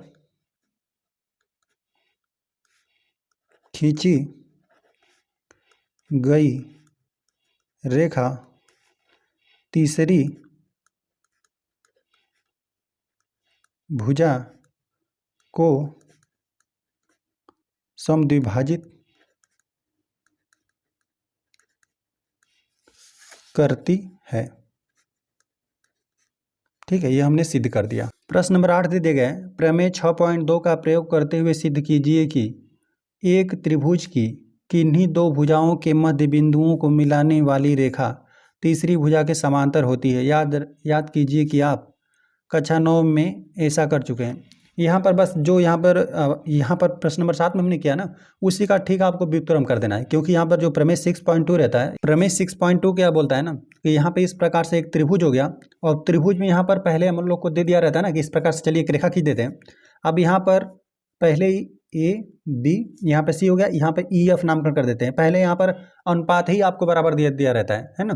तो यहाँ पर जो अनुपात बराबर दिया रहता है, यहाँ पर जो ये रेखा रहता है ये तीसरी भुजा के समांतर हो जाता है। जैसे देखिए आपको दिया यह रहता है कि यहाँ पे ए ई और बटा ई बी, ठीक है, इनका अनुपात बराबर दिया रहता है, A F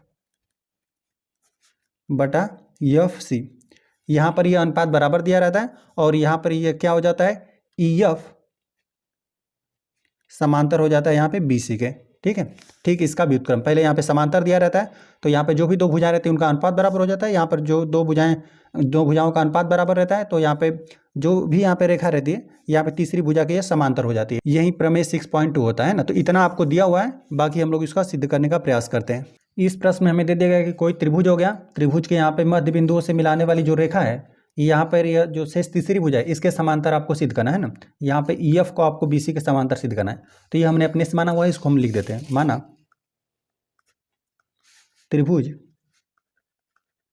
A B C में ए बी भुजा का मध्य बिंदु ई तथा AC भुजा का मध्य बिंदु F है। और हमें सिद्ध क्या करना है, इसको भी लिख देते हैं, सिद्ध करना है। यहाँ पे EF को, जो यहाँ पे मध्य बिंदु को मिलाने से आपको रेखा प्राप्त हो रही है ना, यह हमें दिखाना है कि जो शेष तीसरी भुजा इसके समांतर है, इसको और इसको हमें समांतर दिखाना है। लिख देते हैं, सिद्ध करना है हमें EF, जिसका हम नामकरण यहाँ पर कर दिया EF, यहाँ पे BC नामकरण कर दिया। EF को यहाँ पे BC के हमें समांतर सिद्ध करना है।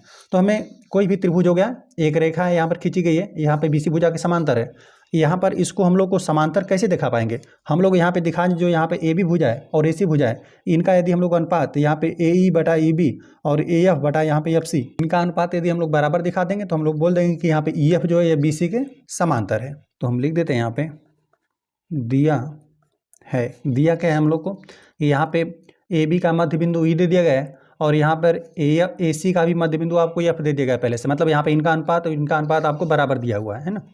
लिख देते हैं, दिया है हम लोग को AE बटा यहाँ पे EB, इसका भी अनुपात आपको एक ही दिया हुआ है और इसका भी अनुपात आपको एक ही दिया हुआ है ना। यहाँ पे यह इसका इस भुजा का भी यह मध्य बिंदु है ना। इनको साथ में ही लिख देते हैं AF बटा यहाँ पे FC, इनका अनुपात आपको एक प्राप्त होगा क्योंकि यहाँ पे AB का मध्य बिंदु E दे दिया गया था, तब क्या हो जाएगा AE बटा EB बराबर आपको एक प्राप्त हो जाएगा।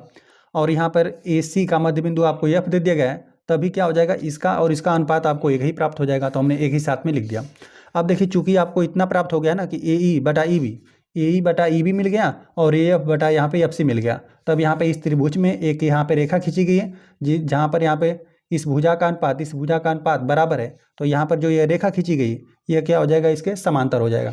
ये किस प्रकार से हम बोल रहे हैं, ये बोल रहे हैं हम प्रमेय 6.2 से। लिखते हैं त्रिभुज ABC में हम लोग को दिया हुआ है ना कि AE बटा यहाँ पे EB और यहाँ पे AF बटा FC, ये अनुपात बराबर है, तब क्या हो जाएगा यहाँ पे EF जो है यहाँ पे BC के समांतर हो जाएगा। और यहाँ पर हमने इसको लिखा किस प्रकार से, प्रमेय 6.2 से हमने लिखा हुआ है। यहाँ पर हम लिख देते हैं सिद्ध हुआ, यही हमें सिद्ध करना था। यहाँ पर हमें दे दिया गया था कि त्रिभुज है, त्रिभुज के यहाँ पे मध्य बिंदु से रेखा खींची जा रही है, तो हमें सिद्ध करना था कि जो यहाँ पे रेखा खींच रहे हैं यहाँ पे तीसरी भुजा के समांतर हो, तो वो हमने समांतर सिद्ध करके दिखा दिया। और यहाँ पर हमने बताया कि इनका अनुपात हमने एक क्यों लिखा है, क्योंकि यहाँ पर पहले से बता दिया था कि मध्य बिंदु है, मतलब यहाँ पे जो भी इस भुजा की लंबाई रहेगी और इस भुजा की लंबाई रहेगी, अंश और हर में हम लोग रख कर हल करेंगे तो यहाँ पे अंश और हर विभाजित होकर आपको अनुपात कितना, एक ही प्राप्त होगा। यहाँ पर भी मध्य बिंदु है, इस भुजा का मध्य बिंदु F है, तो यहाँ पर भी अनुपात आपको एक ही मिलेगा, इसको हमने एक ही साथ में लिख दिया।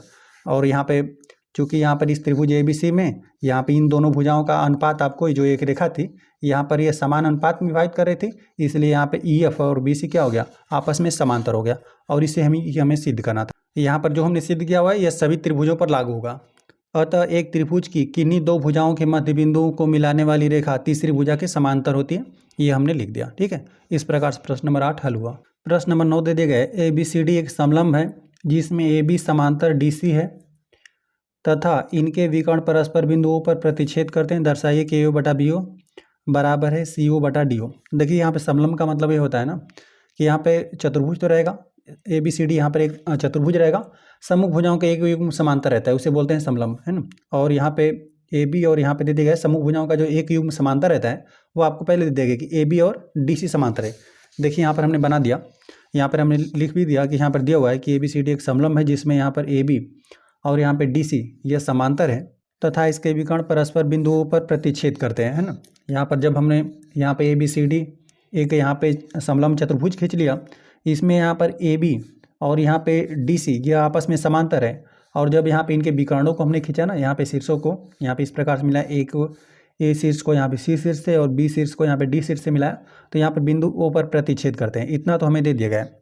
अब हमें यहाँ पर सिद्ध करना है ना, जो सिद्ध करना है वो हमें है AO, देखिए AO बटा यहाँ पे BO और यहाँ पे CO बटा यहाँ पे DO को हमें सिद्ध करना है।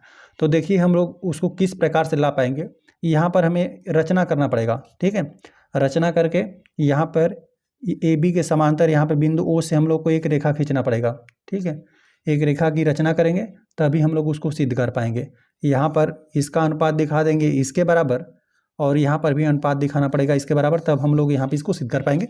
हम दिखाते हैं आपको सिद्ध करके। देखिए यहाँ पर हम इस प्रकार से रचना कर रहे हैं ना कि यहाँ पे AB तो आपको DC के समांतर दिया ही हुआ है और यहाँ पे इसके समांतर बिंदु O से हम लोग रचना करते हैं। यहाँ पे चलिए इसको डॉट डॉट करके दिखा देते हैं, जो कि हमने बिंदु O से, चलिए नामकरण दे देते हैं E और F हमने नामकरण भी दे दिया। लिख देते हैं यहाँ पे रचना। हमने रचना क्या किया कि यहाँ पे EOF लिख देते हैं ई ओ एफ, यहाँ पे समांतर हमने ए बी के खींचा, और यहाँ पे ए बी के समांतर कौन है, डी सी है, इसके समांतर डी सी यहाँ पे लिख देते हैं खींचा। और यहाँ पे सिद्ध करने के लिए भी हमें लिख लेना चाहिए था, यहाँ पे लिख दीजिएगा सिद्ध करना है। हमें क्या सिद्ध करना है, प्रश्न में दिया हुआ है ए ओ बटा बी ओ और बराबर यहाँ पे सी ओ बटा यहाँ पे डी ओ हमें सिद्ध करना है। तो देखिए इस प्रकार से हमने रचना कर दिया ना। अब इस त्रिभुज में देखिए ए बी डी, इस त्रिभुज में देखेंगे तो यहाँ पर यह वाली भुजा यहाँ पे ई ओ के समांतर है, तो यहाँ पर अनुपात बराबर हो जाएगा किसका किसका, यहाँ पे इसको ले लीजिए यह भुजा, और यहाँ पे इस भुजा का अनुपात आपको बराबर हो जाएगा। ठीक है, यहाँ पे लिख देते हैं, यहाँ पे रचना हमने कर लिया, लिखते हैं त्रिभुज यहाँ पे ए बी डी में, इसमें क्या है कि यहाँ पर ए बी के समांतर यहाँ पे ई ओ है। ठीक है, ई ओ है क्योंकि यहाँ पर हमने रचना किया हुआ है कि इसके समांतर ही है। तब क्या आपको मिलेगा ए ई बटा लिख देते हैं ई डी, ए ई बटा यहाँ पर हो जाएगा ई डी, और यह बराबर हो जाएगा बी ओ बटा यहाँ पे सी ओ। ठीक है, बी ओ बटा यहाँ पे चलिए डी ओ करके लिखा हुआ है, तो चलिए डी ओ करके ही लिख देते हैं, यहाँ पे ओ डी लिख दीजिए या डी ओ लिख दीजिए, दोनों तरह से बातें की है ना। यहाँ पे लिख देते हैं बी ओ बटा यहाँ पे डी ओ, चलिए डी ओ लिख देते हैं। इस प्रकार से हमने लिख दिया। अब देख रहे हैं ना, यही कुछ हमें प्राप्त हो रहा है, और एक बार यहाँ से प्राप्त होगा फिर हम लोग इसको प्राप्त करेंगे। यहाँ पे इसको हम लिख देते हैं समीकरण नंबर 1, और ये हमने प्रमेय, कौन सा प्रमेय लागू किया, पहले समांतर है ना, यहाँ पर प्रमेय हमने 6.1 लागू किया, प्रमेय 6.1 से हमने ये लिखा है। यहाँ पर यह वाली भुजा इस भुजा के समांतर है, तो यहाँ पे एक समान अनुपात में जो शेष दो भुजाएं हैं उसको समान अनुपात में विभाजित कर देंगे। ठीक है, ये प्रमेय 6.1 से हो रहा है। और उसी प्रकार तथा लिख देते हैं यहाँ पे त्रिभुज, इस त्रिभुज की हम लोग चर्चा कर लेते हैं ए बी सी में, इस वाले त्रिभुज में ए बी सी में, इस त्रिभुज में क्या हो जाएगा, यहाँ पे ए बी जो है यहाँ पे समांतर है किसके, ओ एफ के। ठीक है, ए बी समांतर है ओ एफ के, तो यहाँ पे लिख देते हैं ए बी समांतर हो गया ओ एफ। तब यहाँ पर ना हम इस त्रिभुज का चर्चा ना करके हम इस त्रिभुज का चर्चा कर लेते हैं। अच्छा, ऐसा हम लोग क्यों कर रहे हैं इस त्रिभुज का चर्चा, क्योंकि तभी यहाँ पर ए ई बटा ई डी, जो ए ई बटा ई डी यह अनुपात है ना, तभी हमें उभयनिष्ठ प्राप्त होगा। ठीक है, जो यहाँ पर यह समांतर है इस रेखा के और यही समांतर है इस रेखा के, तो हम लोग इस त्रिभुज का इस्तेमाल कर लेते हैं, क्योंकि यह वाला जो अनुपात रहेगा वह उभयनिष्ठ हो जाएगा और जो आपको सिद्ध करना है वो प्राप्त हो जाएगा। हम इस त्रिभुज को लेते हैं ए डी सी, यहाँ पे लिख देते हैं ए डी सी को लेते हैं, यहाँ पर ए डी सी में, यहाँ पर त्रिभुज ए डी सी की चर्चा करें तो यहाँ पे ई ओ जो है यहाँ पे डी सी के समांतर है, यहाँ पे इसको हटा देते हैं, यहाँ पे ई ओ जो है यह इसके भी समांतर है, डी सी के भी समांतर है, यहाँ पर हमने लिया हुआ है ना, क्योंकि यह वाली भुजा इसके समांतर है और इसके समांतर हमने एक यहाँ पे रेखा खींचा हुआ है, तो यहाँ पे तीनों रेखाएं आपस में समांतर है, इस त्रिभुज को हमने ले लिया हुआ है। ठीक है, तो यहाँ पे ई ओ समांतर, यहाँ पे डी सी हमने लिया, ई ओ समांतर यहाँ पे डी सी, तब यहाँ पर क्या हो जाएगा, यहाँ पर भी समान अनुपात में यहाँ पे भुजाओं को विभाजित कर देंगे। ई ओ समांतर डी सी ले रहे हैं, तो यहाँ पर जो शेष दो भुजाएं हैं इसको क्या कर देगा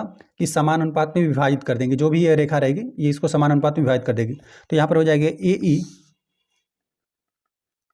बटा ई डी, यहाँ पर बराबर हो जाएगा ए ओ बटा, चलिए इसको सी ओ लिख दीजिए या ओ डी लिख दीजिए, तो यहाँ पर लिख देते हैं सी ओ, यहाँ पर लिख देते हैं समीकरण नंबर 2। अब देख लीजिए यहाँ पे ए ई बटा ई डी बी ओ बटा ओ डी के बराबर है, और ए ई बटा ई डी यहाँ पे ए ओ बटा सी ओ के बराबर है। अब इसी को हम लोग बराबर करेंगे तो जो हमें सिद्ध करना है ना वो प्राप्त हो जाएगा। लिख देते हैं समीकरण 1 तथा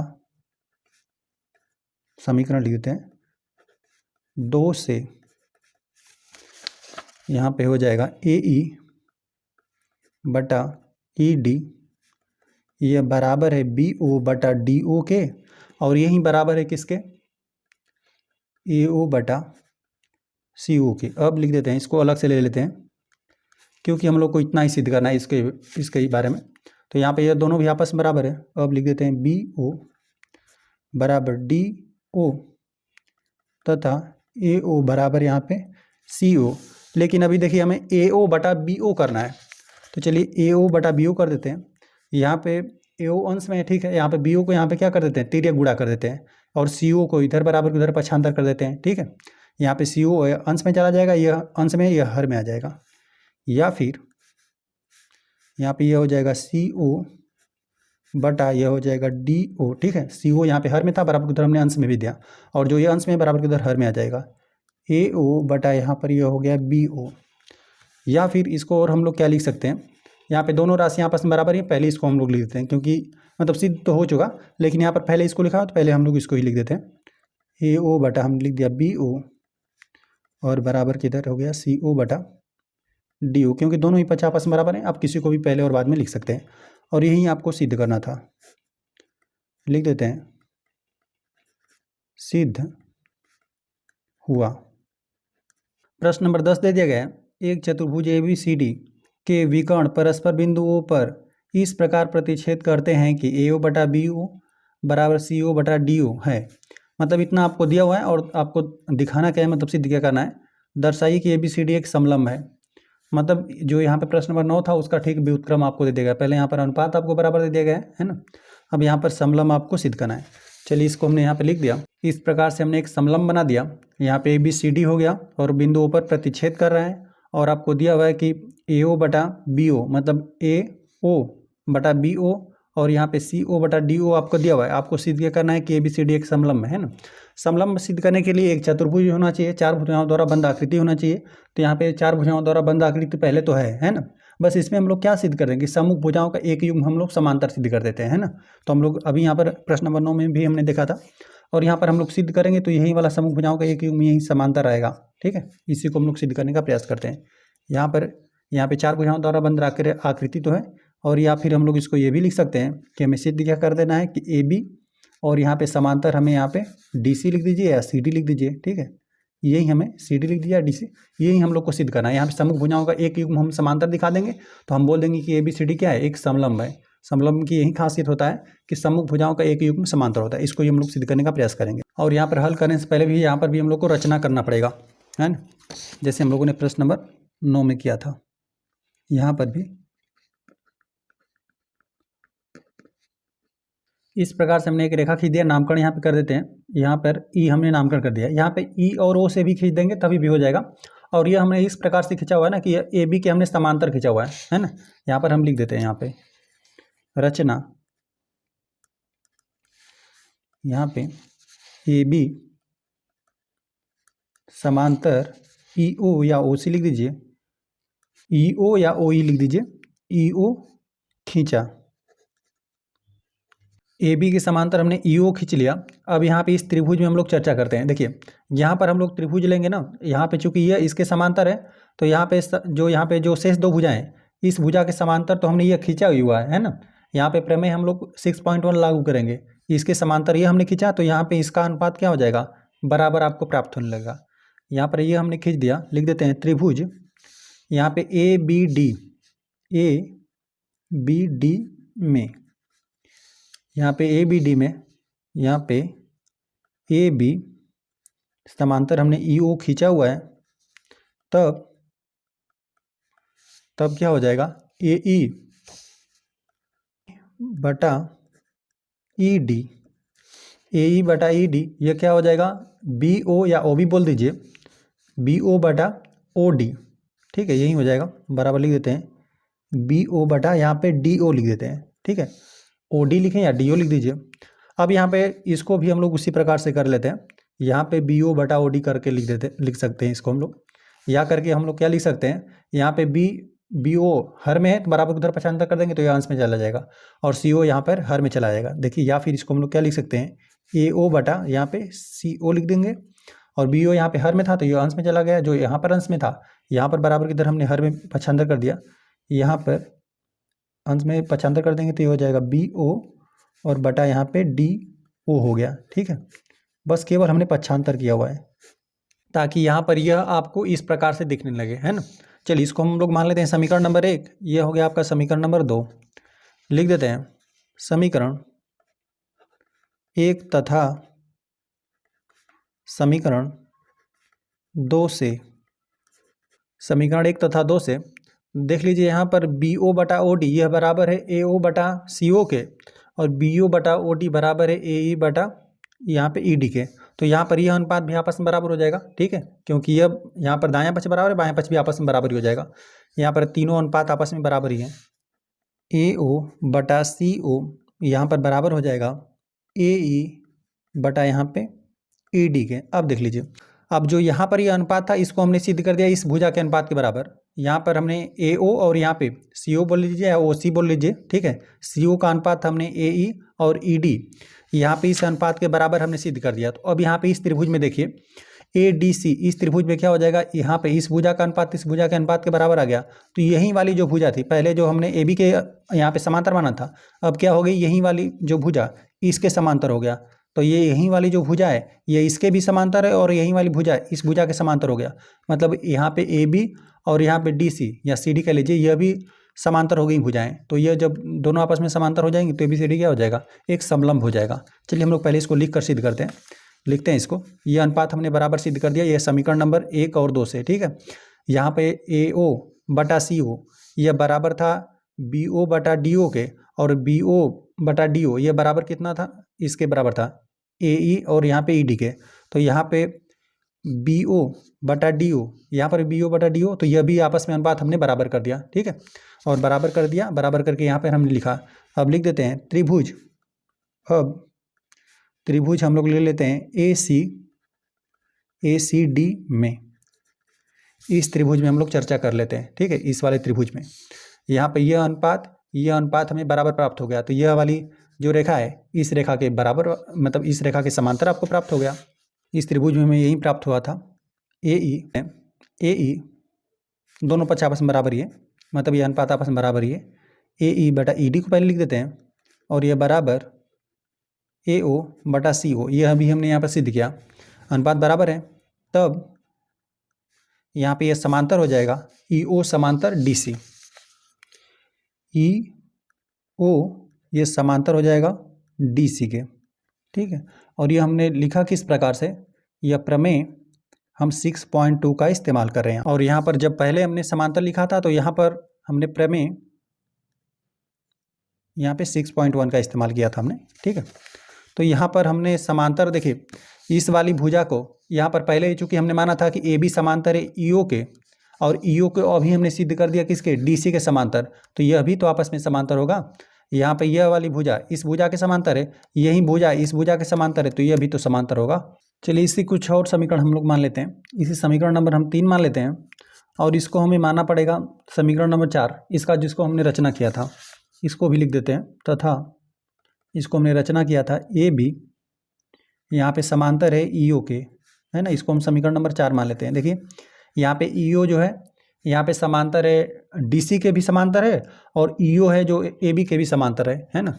लिख देते हैं समीकरण 3 तथा यहाँ पे समीकरण 4 से यहाँ पर यह हो जाएगा, EO को हटा देते हैं, यहाँ पे AB समांतर DC हो जाएगा।